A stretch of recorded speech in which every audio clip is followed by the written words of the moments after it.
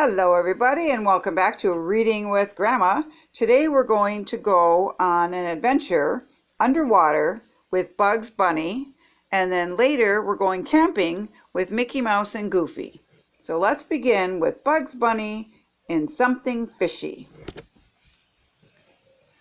Eek! Petunia shrieked as she pointed over the side of the boat. Whoa, what is that, Porky? A real monster, Elmer gasped. The strange figure climbed onto the boat. Hiya, Doc, it said. Oh my, it's just Bugs in a frogman's outfit, Petunia said with a sigh of relief. That's right, Bugs pulled off his diving mask. You're speaking to Bugs Bunny, the greatest undersea fisherman who ever lived. Tell us, Porky begged. Bugs leaned back. Well, he began, the first thing I saw down there was a giant crab. What a whopper! I wasn't afraid though, not Bugs. I just hopped on his back and rode around the bay. When I got tired of that, I took my trusty spear and started out into the deep water. That's when I met the octopus. He had 10 feet arms and a mighty mean look to his eye. Didn't scare me though. I just stared right back at him, very fierce, and the big bully scuttled off as fast as he could. Then I saw what I was waiting for, a shark. With my trusty spear in my hand, I went straight toward him. You should have seen him go. I chased him for a mile, and when he couldn't swim any further, there was a terrific battle. We stirred up a whirlpool, and that's still whirling. At last, I saw my chance, and I speared him. Wham! Oh, Bugs, Petunia breathed. What a bunny, cheered Porky. Elmer was suspicious. Where's the shark now? He demanded. Back at the dock, Bugs replied. Without another word, Elmer turned the boat around. A few minutes later, they were climbing out on the dock. Now, where's this shark? Said Elmer. I really don't believe there is one. Oh, no, said Bugs. What do you call that? And he pointed around the side of the boathouse. And there's the shark that he got. They're going to have shark steak for supper. Oh, Bugs, it is a shark, Petunia claimed. You're just wonderful. Elmer blinked. I apologize, he said bravely. You are a wonderful fisherman, Bugs. Just then another frogman came around the corner. Hi, folks, he greeted them. Are you admiring my catch? Your catch? Repeated Porky. That's right, the man said. I just brought him to shore an hour ago. This undersea fishing is a great sport. Bugs tried to run away, but Elmer held him fast. Saw a funny thing, the man went on chuckling. There was another fisherman down there, and what a time he had. First he struck his long ears onto a pole and got them pinched by a baby crab. I had to help him, or he'd be jumping around down there still. Then he stumbled over a baby octopus that was taking a nap. The octopus wanted to play. He was a cute little thing, but that long-eared scaredy cat ran off as if a horrible monster were after him. Bugs Bunny turned a deep pink. Then what happened? Petunia asked softly. The fisherman laughed. Then this shark came along. This fellow took one look, dropped his spear, and shot off in the water like a torpedo.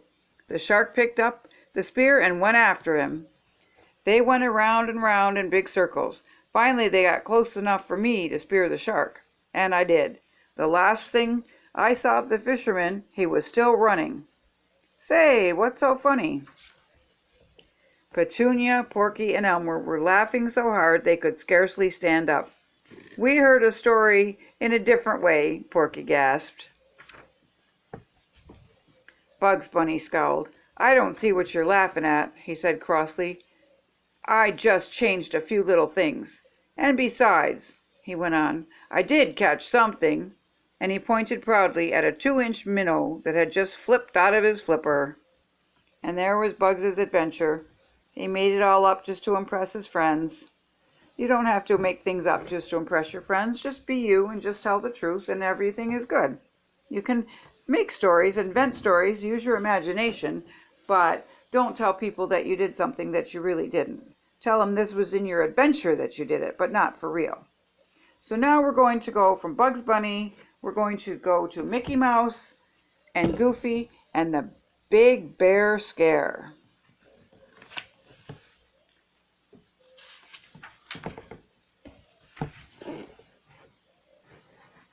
"It's a beautiful day to go camping," Mickey Mouse exclaimed as he locked the front door of his house. "Are you sure we have everything?"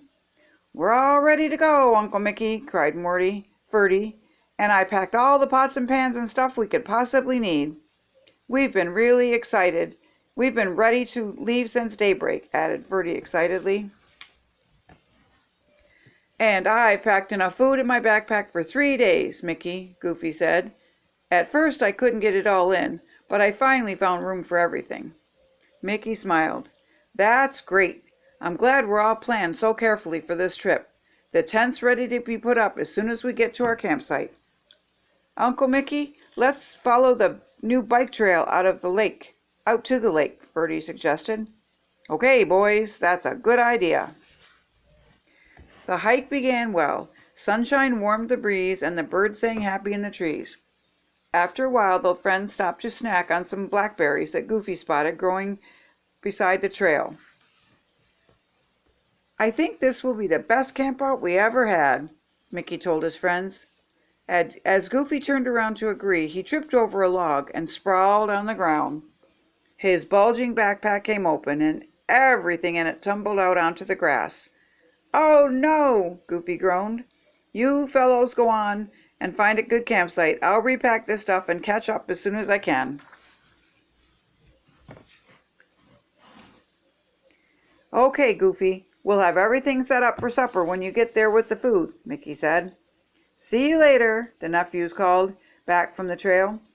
While Goofy scrambled to put his pack back together, someone just out of sight watched with a quiet interest.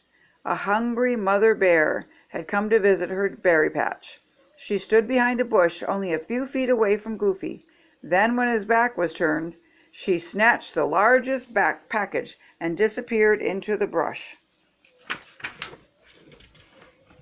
A few minutes later, Goofy hurried to catch up with his new friends, scratching his head in bewilderment.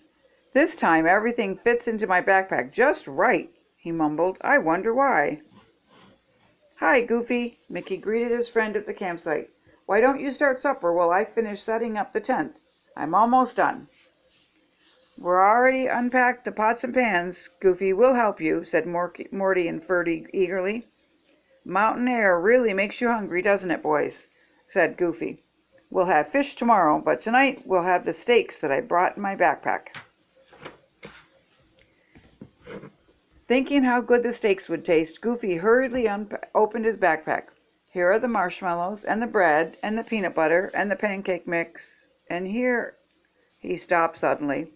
"The steaks! The steaks are gone!" "They can't be!" Mickey exclaimed.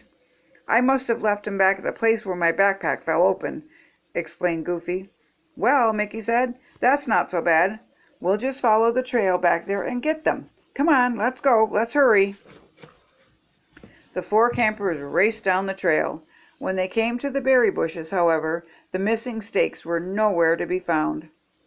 "I've spoiled the best camping trip ever," Goofy said sadly.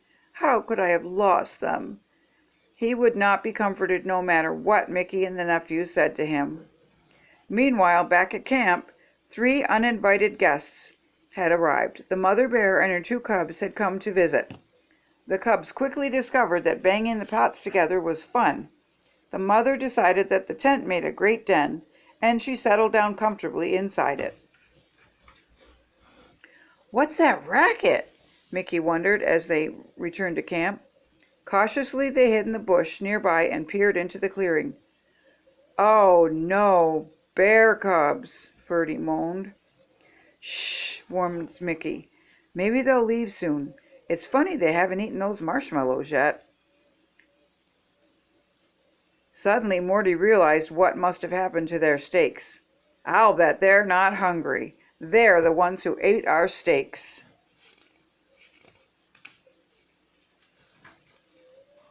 Uncle Mickey, Ferdy whispered, look, something's moving inside of our tent.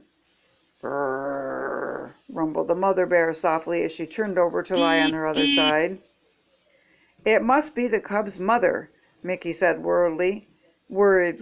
How will we ever get her out of here? I do have something, Goofy thought to himself. Otherwise our whole trip will be spoiled, and it will be my fault. He noticed a pail of water standing near the firewood, and that gave him an idea. While Mickey and the boys watched anxiously, Goofy crawled out of the brush straight to the pail of water. He had never moved so quietly and carefully in his life. Grasping the pail, he slowly inched his way back to the brush. Now, Goofy thought as he hid behind the large tree trunk, I'll climb this tree and dump the water on the bears. A shower should scare them away. However, the cubs had seen the pail disappear into the bushes and were watching it for it to reappear. Soon they saw the pail moving slowly and jerkily up the side of the tree trunk. Here comes Mother Bear, Mickey warned. She wants to see why her cubs are so quiet. Climbing the tree was much more difficult than Goofy had imagined. I must be high enough now, he thought as he reached for an overhead branch. He peeked around the trunk and prepared to take aim. And what did he see? He saw all 3 bears staring right at him. Goofy was so frightened that he lost his hold on both the branch and the pail of water. Help! He cried. Crash! Splash! Leaves, branches, pail, and water, and Goofy all plunged down, flattening the tent. Startled, the mother bear decided that she and her cubs had had enough of this strange place. They ran off, disappearing into the thick woods. The bears have left! The bears have left! All 4 campers cheered with relief. Safe beside the campfire that evening, Morty said, We have had an exciting day. Goofy's pancake tasted almost as good as a steak, Ferdy asked contentedly. And Goofy found just the right way to send the bears home, praised Mickey. He saved the whole trip. Aw, it wasn't anything, Goofy said shyly, but he had a grin from ear to ear as he spoke. After all, it isn't everyone who can scare away not 1, not 2, but 3 bears all by himself. The end. Now, I hope you all enjoyed all of our stories that I've read today. If you have, please hit the like button.